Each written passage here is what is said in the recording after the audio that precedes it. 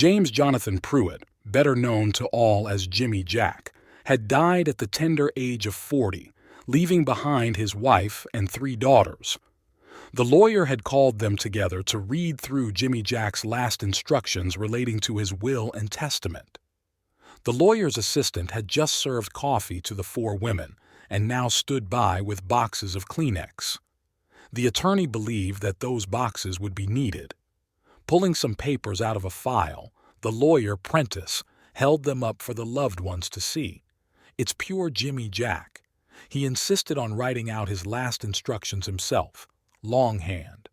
The formal legal last will document has been filed with the courts, and a copy will be presented to you before you leave.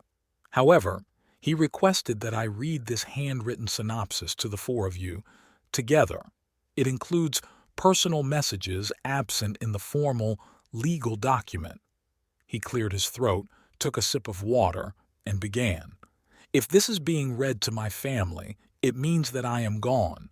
I've prepared this document and the accompanying will with my friend and attorney, Richard Prentice, to make known the arrangements that have been put in place for the care and well-being of my loving family when I am gone. But first, a little background, some of which my daughters might not be aware. When I fell in love with my darling and bewitching wife, Maureen simpers at this loving praise. I was just 20.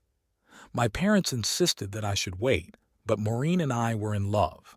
I was already receiving money from the Pruitt Family Trust and could easily support a family, and so saw no reason to delay our happiness. My parents finally agreed to sanction our wedding once we included them in on the secret of Maureen's pregnancy, which resulted in our lovely daughter, Lydia. My mother still insisted upon a prenuptial agreement to protect the Pruitt Family Trust. In this prenup, my wife agreed to forego any claims to any property that was being held in trust for me or my descendants. Of course, my wife wanted to protect our offspring and willingly signed the document. As I found was typical of her, she didn't read the document she was signing. It was a good marriage. I've been happy for the last 20 years. Lydia was followed within a year by Rebecca, and a year later, Jocelyn joined a family. I was a doting father, and they were and are my adorable girls. 3 were enough, though, for my wife. She complained our daughters were already robbing her of time she wanted to share with me. I thought it was cute. My girl was jealous of my girls, but I agreed. 3 was fine, although I would have liked a son, and offered to have a vasectomy.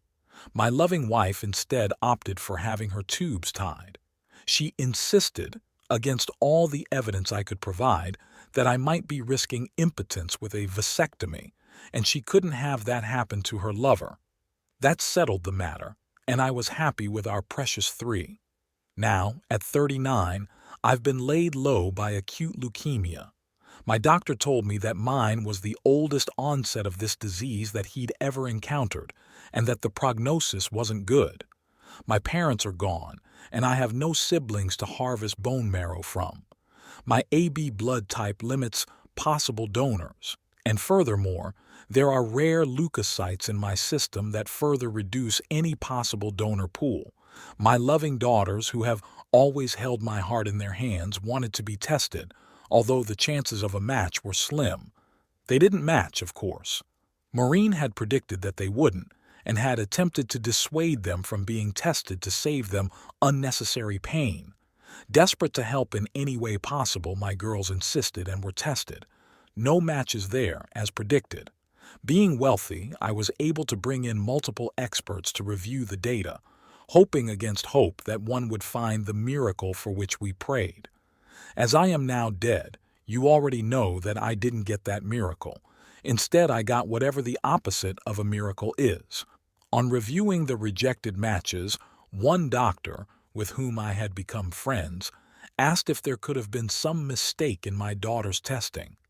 According to the DNA, they were only half-sisters, the same mother, but 3 different sires.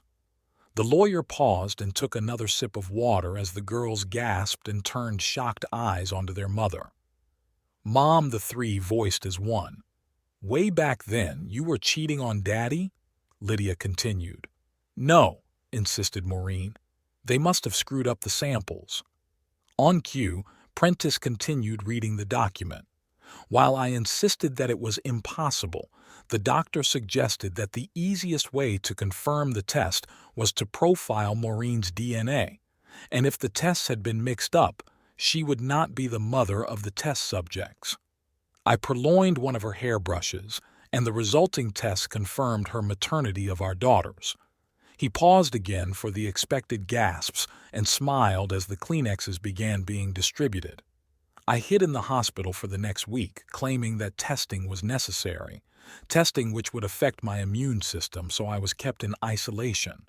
I was devastated that my loving wife had never been mine, even before our marriage. I had to accept the fact that during my entire marriage, I had been a cuckold. Her concern that a vasectomy might cause impotency suddenly became clear. The truth was, my vasectomy wouldn't have protected her from future pregnancies. At this point, I engaged the services of a private investigator. It wouldn't take him long to establish that even as I was languishing in the hospital, Jocelyn was having trysts with several lovers. My wife had turned out to be a very busy girl. In spite of it all, I did realize that my girls, my loving daughters, were indeed my daughters. They obviously didn't know about their paternity, or they wouldn't have offered to be tested. They loved me, and I loved them. I will always be their father, and will always want to support and protect them. Jocelyn's 18th birthday was in a few months, so divorce wouldn't result in child support.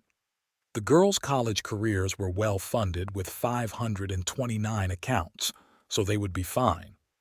I was picking up the phone to call my friend Richard Prentice to begin the divorce proceedings when the absurdity of it hit me. I was dying, would probably be dead before a divorce could be finalized. If I lived, divorce would just result in my funding my wife's future sex life. No, divorce wasn't the answer. I wanted the woman to suffer, not to profit from our marriage. The PI had continued researching my wife's history, subtly interviewing her friends and acquaintances, while reviewing her financial histories, including her credit card bills. It was in the bills that he struck gold. My wife frequented a restaurant 20 miles away, an unremarkable restaurant with nothing to recommend it other than the motel it was located in. The restaurant's waitstaff, as well as a motel desk clerk, were very informative about Maureen's activities and, more importantly, the identity of her many partners. The motel clerk had believed that Maureen was an escort of some type. Reviewing motel security tapes allowed the PI to acquire license plates on the cars driven by the lovers. Some of those lovers liked to brag over drinks, and it was in one of those discussions that my real heartbreak was realized. It happened that Maureen only utilized the motel when I was likely to be home. Other times the lovers frolicked in my own home, usually in one of the guest rooms, and they had met my daughters, my loving daughters. In fact, the PI reported that one man, a George Ramos, had a hilarious story about a day I came home unexpectedly and in a Keystone Cop type of hectic activity. He had to climb out a window while my wife threw his clothes out onto the lawn. He was able to get away, and my wife had cleaned up the room while my daughters delayed me downstairs. All my loving daughters, complicit in their mother's infidelity, delayed me downstairs. Jocelyn sobbed as she said, "Daddy knew. He knew we were covering for Mom." There was a flurry of Kleenexes being pulled from the boxes. Prentice continued on. So that's the background and complete history of my 20-year marriage. There's nothing left to say other than to detail the arrangements I have made, except to say that I forgive my daughters. I'm sure that they kept me in the dark about their mother's activities because of the love they have for her and the desire to keep our family intact. Therefore, working with Prentice and various financial advisors, I have established a trust for my daughters, a trust that is well funded enough to ensure their continued lifestyle and that of their children. They are also the current beneficiaries of the Pruitt Family Trust, of which I am now sole trustee. My children will be well cared for during their lives, regardless of what might happen between their mother and me. However, there are conditions on the new trust, conditions which have also been added to the Pruitt family trust. If these conditions are violated or not met by any of the beneficiaries, to include my daughters and all their descendants, that beneficiary and her descendants will be disenfranchised from both trusts in perpetuity. The condition to be met are 1.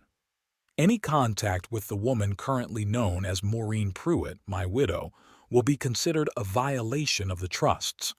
Contact includes in person or through a third party or by correspondence, whether physical, telephonic, or digital. The definition of contact will include any messages, gifts, monetary funding, or support of any kind, even if done through third parties. 2. It will count as contact if my widow approaches or contacts any beneficiary. It will be considered contact and a violation of the trusts. Therefore, it is in the beneficiary's interest to keep as much distance as possible between themselves and my widow. 3. If any possessions or monetary funds are willed to, deeded to, or in any other manner passed on to my widow, then that beneficiary and all her descendants will be disenfranchised. 4. A reward of $250,000 will be paid to any person who reports a violation which results in a beneficiary being faulted. In a test of a mother's love, Maureen is eligible for this reward. Should she report any violation by her offspring, or should she manage to establish contact with said offspring? How strong is a mother's love? Is it stronger than a wife's love? Is it stronger than my widow's love of $250,000? 5.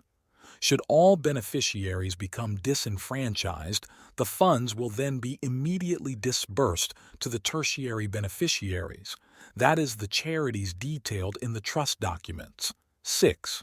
In the trust documents, the term Maureen is specified to include not only my widow, but any disenfranchised former beneficiaries. That means contact with former beneficiaries will also violate the terms of the trust. Richard Prentice has detailed all the conditions and the legal will in the trust documentation. His firm has been administering the Pruitt Family Trust and will also now administer the second trust, officially to be known as the Jimmy Jack Vengeance Trust. All questions concerning that trust should be directed at him. Prentice again sipped his water while considering the women, who had the appearance of deer caught in a car's headlights. Jimmy Jack had asked me to point out that you girls can also qualify for the reward and that, additionally, the trust dividends would be higher when split between less beneficiaries should anyone be disqualified. He smiled and returned to the document. To establish the Vengeance Trust, I have moved almost all my assets into the trust with the approval and assistance of my loving wife. The lawyer paused as Maureen shrieked and insisted that she had never done that. It's a lie. She was sure that she had never helped move any assets. Richard Prentice picked up a remote control off his desk and hit play. Instantly, the widescreen TV on his wall came on with the image of Maureen and the firm's notary sitting with a pile of documents. The notary was explaining that the forms required her signature as well as Jimmy Jack's.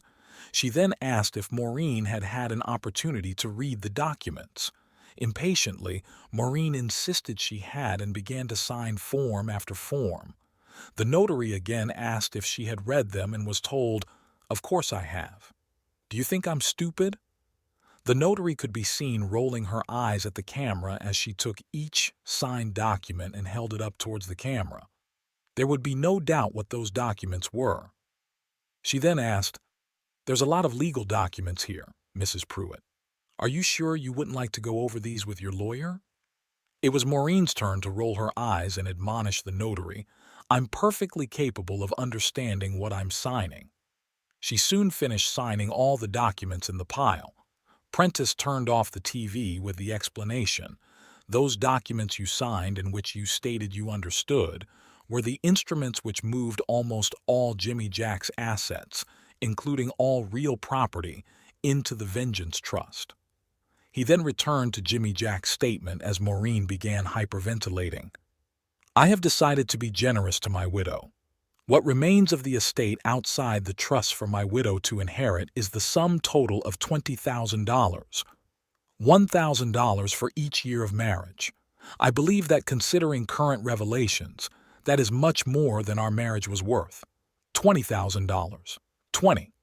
Maureen pandered, struggling for breath, but we were worth millions, even without the Pruitt Trust. How am I going to survive on $20,000 a year? Well, Jimmy Jack was surprised you chose to move everything into the trust for your daughters, but you did. Prentice picked the remote back up. "Would you like to see the video again?" he asked, smiling. "And you misunderstand. Not $20,000 a year. $20,000 is your total inheritance." Maureen stood up, glaring daggers at the lawyer. "No, and if you think you're going to get away with this, then you've got another thing coming. Even if he's moved them into a trust, I'll just move them out." Prentice smiled. "You can't. You're not part of the trust, and your prenup forbids you from touching any of it." "No, that document only covers the Pruitt Trust." Maureen smirked. "Oh, no, Maureen. Read the document. It never mentions the Pruitt Trust. It protects any of Jimmy Jack's assets covered by any trust. Any trust includes the Vengeance Trust." Prentice smirked back at her. "And you were part of setting up the new trust. I can show you the video again if you like." "Well, well," she huffed. "We'll see what the courts have to say about all this." She gathered her purse and stormed out, yelling, "Come on, girls, let's go!" The girls sat, looking at each other, and the lawyer, not sure what to do. Prentice chuckled and said, "You can go with her if you like. The restrictions of the trust won't start until tomorrow. Your father only had one more paragraph in his document. Basically, it said that he loved you in spite of your betrayal and forgives his daughters. But he wanted Maureen to be impoverished and isolated, and unfortunately, he could only do that by using you girls. He loved you and raised you as his own and hopes you understand." Later, as he watched the ladies through the window, where they were gathered around their mother in the parking lot shouting and arguing, he thought back to his last conversation with his friend. Jimmy Jack had shown an uncharacteristic viciousness when he had really chuckled. "I'm kind of sorry I can't stick around to see the fun. I'm willing to bet that within a year, at least 2 of those girls will be disenfranchised while one of their remaining siblings collects the reward. Will 2 different girls collect rewards, or will one manage to collect both? Inquiring minds want to know." Jimmy Jack had had a coughing fit, laughing at it all. "Are you sure we can't find a way to get all 3 kicked out of the trust?" "Well," he had told the dying man, "I could add a clause which includes infidelity and marriage a disqualifying event. If they're anything like their mother, that should doom them all." With his best Picard imitation, Pruitt had said, "Make it so." And so it was. Jimmy Jack's last instruction to his friend was to make sure the PI firm and the tertiary beneficiaries, the charities, were all aware of the $250,000 reward and the disqualifying events. He was sure that they'd keep an eye on his girls. It was only 2 weeks after signing the modified trust that James Jonathan Pruitt passed away, with a smile on his face. "I know the nitpickers will want to know what happened to the girls, all the details of the revenge. However, since Jimmy Jack will never get to find out, why should you?"